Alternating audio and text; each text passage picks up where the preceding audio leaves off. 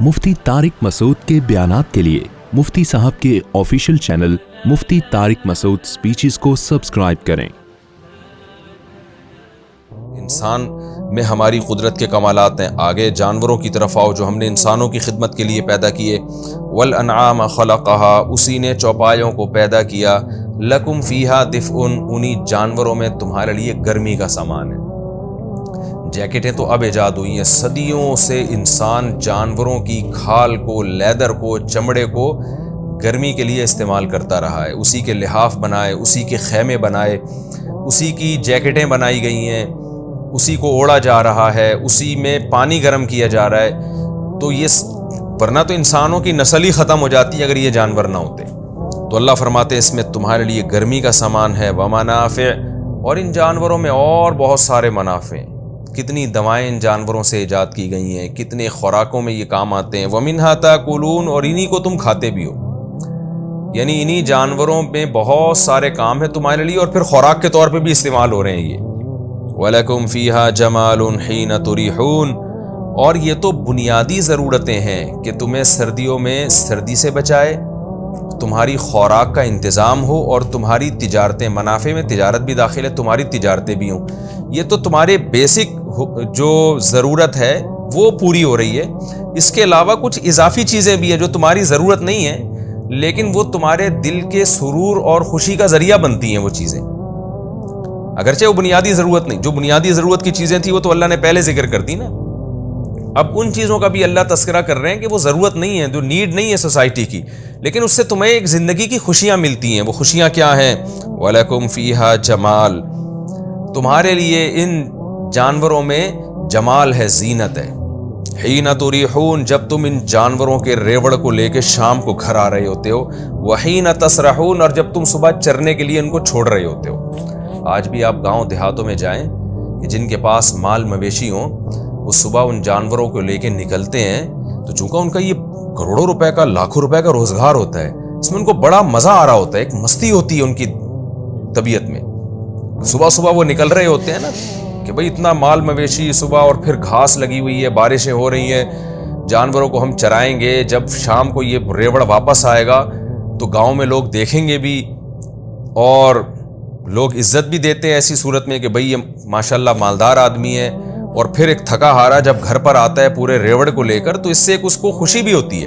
अब तो चूंकि मॉडर्न दौर है, ये चीज़ें देहातों के हद तक रह गई हैं। पहले तो ये लोगों का गुजर बसर अक्सर इसी चीज़ पर था।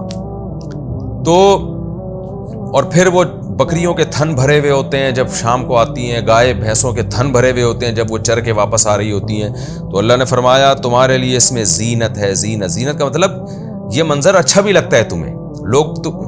लोग जब इस मंजर को देखेंगे तो लोगों को तुम अच्छे लगने लगोगे और तुम्हारा ये अंदाज अच्छा लगेगा कि तुम सुबह को लेके निकलते और शाम को लेके वापस लौटते हो। तो आज भी उलमा ने इसी आयत से इस्तेदलाल किया है कि इसमें सिर्फ ये चौपाए दाखिल नहीं है। जिस इंसान को भी अल्लाह ने रोज़गार दिया है, तो उसके रोज़गार में जहाँ उसकी तनख्वाह मिलती है या उसकी कोई बिज़नेस है, उस बिज़नेस में जो उसकी अर्निंग होती है, जहाँ उसकी बेसिक ज़रूरतें पूरी होती हैं, वहाँ उस बिज़नेस में और मुलाजमत में उसके लिए एक जीनत भी है। बेरोज़गार आदमी को देखें, वो बेचारा घर में पड़ा हुआ होता है, कैसे लोग उसको ताने दे रहे होते हैं। और जो मुलाजिम पेशा लोग हैं या किसी की कोई जॉब लगी हुई हो, कैसे सुबह सुबह वो घर से निकल के तैयार होके जा रहा होता है और शाम को वापस आ रहा होता है। अपने कारोबार की तरफ लोग जा रहे हैं दुकान को और थके हारे वापस आ रहे होते हैं। तो इन तमाम आमाल में इंसान के लिए एक जीनत भी है। जीनत का मतलब ये अमल अच्छा लगता है और इससे इंसान की तबीयत में एक सुरूर पैदा होता है। तो इससे भी पता चलता है कि जीनत इख्तियार करना भी शरीयत में जायज़ है। उलमा कहते हैं तकब्बुर में, फ़ख्र में और जीनत में फ़र्क ये है कि तकब्बुर में वो जीनत होती है जिसमें आप दूसरे को हकीर समझना शुरू कर दो और उस नेमत जिसकी वजह से आप अच्छे लग रहे हो, उस नेमत को अपना कमाल समझना शुरू कर दो। तो ये फिर जीनत नहीं है बल्कि ये तकब्बुर है, तफाखुर है, ये हराम है इस्लाम में। और एक जीनत वो होती है जिसमें अल्लाह ने आपको कोई ऐसी नेमत दी जिसकी वजह से आप अच्छे लग रहे हैं, लेकिन आप उस नेमत की वजह से इतराते नहीं हैं। जिनके पास वो नेमत नहीं है उनको हकीर नहीं समझते और उस नेमत को अल्लाह की देन समझते हैं, अपना कमाल नहीं समझते। आप समझते हैं ये तो भीख है जो अल्लाह की तरफ से मुझे मिली हुई है, तो फिर ये जीनत है और इस पे खुश होना भी जायज़ है, फिर ये तकब्बुर नहीं है। جیسے اس کی مثال حدیث میں آتی ہے، رسول اللہ صلی اللہ علیہ وسلم نے فرمایا کہ من کان فی قلبہ مثقال حبۃ من خردل لم يدخل الجنہ لن يدخل الجنہ، او کما قال صلی اللہ علیہ وسلم، کہ جس کے دل میں رائی کے دانے کے برابر بھی تکبر ہوگا وہ ہرگز جنت میں نہیں جائے گا۔ تو صحابی نے عرض کیا، یا رسول اللہ، میں چاہتا ہوں میرا لباس اچھا ہو، میرا جوتا اچھا ہو، یعنی میرا حلیہ اچھا ہو، تو کیا یہ بھی تکبر ہے؟ تو آپ صلی اللہ علیہ وسلم نے فرمایا، نہیں، ان اللہ جمیل یحب الجمال، اللہ جمیل ہیں، جمال کو پسند کرتے ہیں، زینت کو پسند کرتے ہیں۔ تو جمال بری چیز نہیں ہے، تکبر بری چیز ہے کہ آپ اچھا کپڑا پہن کے جن کے پاس اچھا کپڑا نہیں ہے ان کو حقارت سے دیکھنا شروع کر دیں، اور اس اچھے کپڑے کو آپ سمجھیں کہ میں اس کا مستحق ہوں، تو مستحق نہیں ہے بھائی، اللہ نے ستاری کا معاملہ کیا ہے، بس اللہ نے یہ نعمتیں ہمیں بھیک کے طور پہ دے دی، ہمارا کمال نہیں ہے۔ یہ جذبے کے ساتھ اگر انسان دنیا کی زیب و زینت اختیار کرے گا تو وہ زیب و زینت نہ صرف یہ کہ تکبر نہیں ہے بلکہ اللہ کی نعمت ہے، اور اس نعمت کو اللہ قرآن میں بطور نعمت کے ذکر بھی کر رہے ہیں۔ وَتَحْمِلُوا أَثْقَالَكُمْ إِلَىٰ بَلَدٍ، اللہ فرماتے ہیں اور تم جانوروں سے کیا کام لیتے ہو؟ اپنے بوجھوں کو اٹھا کے ایسے ایسے شہروں کی طرف لے کر جاتے ہو، لم تکونوا بالغیہ، کہ تم اس شہر تک پہنچ ہی نہیں سکتے تھے مگر شدید جان کی شدید مشقت کے ساتھ، یعنی تمہارے لیے ان ملکوں کا پیدل سفر کرنا، خود بغیر بوجھ کے پیدل سفر کرنا انتہائی شدید مشکل تھا، تو اس میں تم تجارت کے لیے سامان کیسے لے کر جاتے، یا راستے کے سفر کے لیے سامان کیسے لے کر جاتے؟ تو اللہ نے ان جانوروں کے ذریعے نہ صرف یہ کہ تمہارے لیے ان شہروں، ان ملکوں تک، ان خطوں تک پہنچنا آسان کر دیا، صرف تمہارا نہیں بلکہ بوجھ اٹھا کے جانا آسان کر دیا۔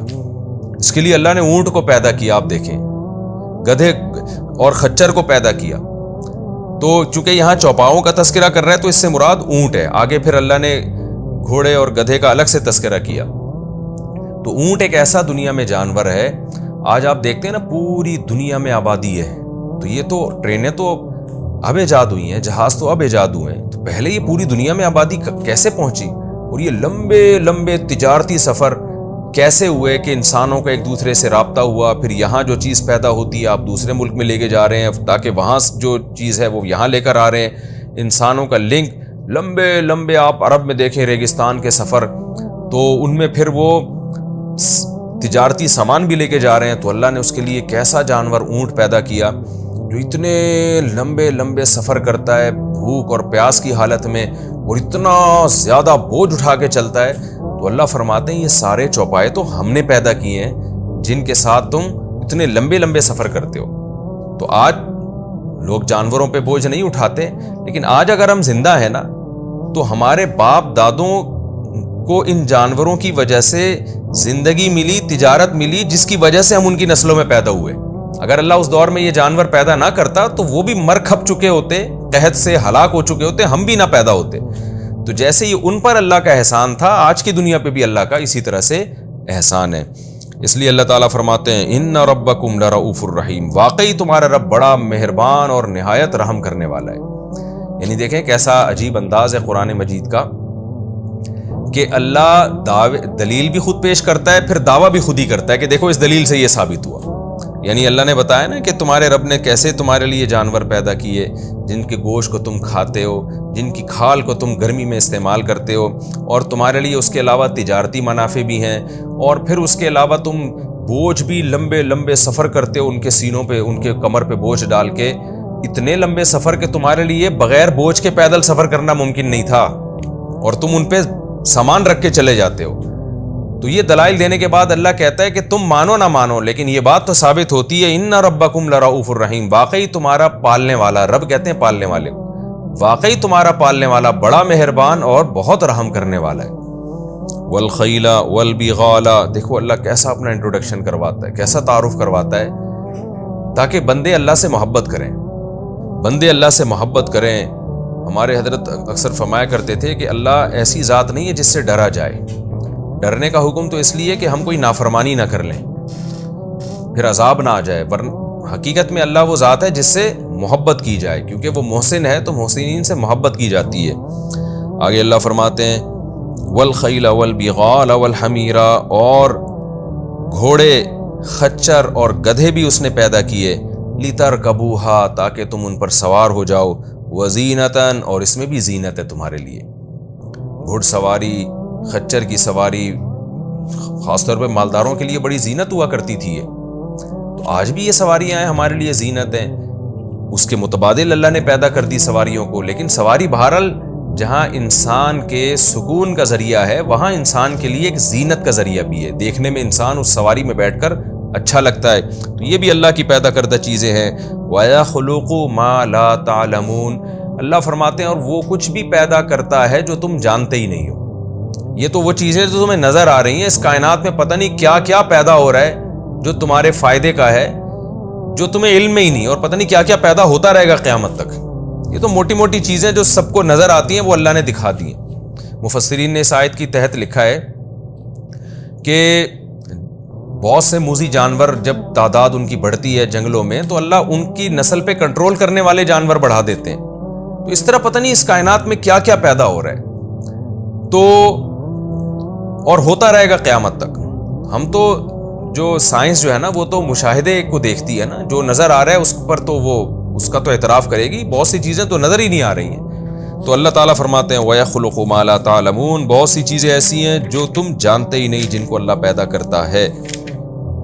وَعَلَى اللَّهِ قَصْدُ السَّبِيلِ یہ دلائل دے کے اللہ فرماتے ہیں واقعی سیدھا راستہ اللہ ہی کی طرف جاتا ہے۔ کیا مطلب کہ اتنے دلائل سے کے بعد تمہیں پتہ چل گیا کہ سیدھا راستہ کیا ہے، غلط راستہ کیا ہے۔ سیدھا راستہ وہ ہے کہ اللہ کو بھی مان لو، اس کی نعمتوں کا اعتراف کر لو اور اس کی اطاعت شروع کر دو، یہ ہے سیدھا راستہ جو اللہ کی طرف جاتا ہے۔ وَمِنْهَا جَائِرٌ اور راستوں میں بہت سے ایسے ہیں جو ٹیڑھے میڑھے ہیں، تو وہ جو اس راستے کے علاوہ جتنے راستے ہیں وہ سارے غلط راستے ہیں۔ تو یہ بھی اللہ نے ایک دعویٰ کر دیا دلائل دینے کے بعد، خود ہی دعویٰ کر دیا کہ تم کیا نتیجہ اخذ کرو گے، ہم تمہیں خود نتیجہ اخذ کر کے بتاتے ہیں کہ یہ جو ان نعمتوں میں جب تم غور کرو گے نا تو تمہیں سیدھا راستہ نظر آئے گا اور وہ تمہیں اللہ تک لے کر جائے گا۔ جو بھی راستہ تمہیں اللہ تک لے کے نہیں جا رہا وہ سیدھا راستہ نہیں ہے، وہ جائر ہے۔ وَلَوْ شَاءَ لَهَدَاكُمْ أَجْمَعِينَ اے اللہ جب تو اتنے دلائل سے ہمیں بتا رہا ہے کہ سیدھا راستہ کیا ہے، غلط راستہ کیا ہے، تو جب تو ہمیں سیدھا راستہ بتا سکتا ہے تو چلا بھی تو سکتا ہے نا، تو ہمیں چلا بھی دے اس سیدھے راستے پر۔ تو اللہ نے فرمایا اللہ چاہتا تو سب کو سیدھے راستے پہ چلا دیتا، لیکن اللہ ایسا چاہتا ہی نہیں ہے۔ اللہ چاہتا ہے کہ میں تمہیں بتاؤں، جو چلنا چاہے گا تو اس کو چلا دوں گا، جو نہیں چلنا چاہے گا اس کو نہیں چلاؤں گا۔ تو مجھ میں یہ طاقت ہے کہ میں قرآن نازل ہی نہ کرتا، میں پیغمبروں کو ہی نہ بھیجتا، میں انسان کو پیدا کرتے ہی سیدھے راستے پہ چلا دیتا۔ تو مجھ میں یہ طاقت ہے، لیکن میں ایسا نہیں کروں گا۔ کیوں نہیں کروں گا؟ اس کی وجہ پہلے اللہ نے بیان کر دی کہ اس نے آسمانوں اور زمینوں کو کسی حکمت سے پیدا کیا، وہ آزمائش ہے۔ تو یہ آزمائش ہی ختم ہو جائے گی اگر اللہ ہی تمہیں زبردستی سیدھے راستے پہ چلا دے۔